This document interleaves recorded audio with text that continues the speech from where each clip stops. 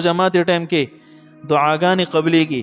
زمونږ د دې پښتو په دې معاشره کې یو عادت وي، یو مشر یا یو قاری صاحب یا څوک داسې چې په دعا پوهېږي نو یو کس دعا کوي نور په آمین وي، یعنی اجتماعي دعا کوي.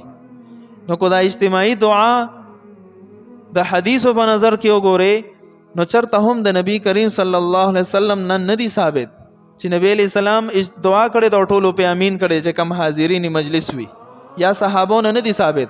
فقها فرمای کو یو انسان لازم نه غني او یو کس دعا کوي بل په امین وای نو خیر دی، گنجائش تا، خو افضل طریقه دا چې انفرادي دعاګانې وغوښتل شي.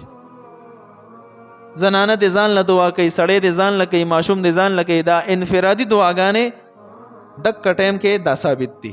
اجتماعي دعا نه د ثابت. کو یو انسان لازم نه غني او کوي نو گنجائش شته، بد نه دی، جای د سینه ده چې دا عدم جواز فتوا په مونږ ورکو، بالکل صحیح دی، خو لازم به نه غړي.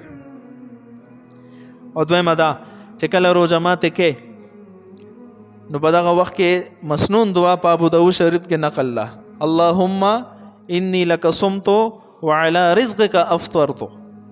دا مختصر غونته دعا د په حیثیت مسلمان هر چاته دا یاد پکار ده. یا کو پښتو کې وایي چې الله ستا د پاره مې روزم نیولې وا او ستا د پاره او ستا د رضا د پاره او ستا په رزق ماتو ما، دکې معنی او ترجمه ده. او کم از کم چې دا الفاظ مونږ ته ازدوي.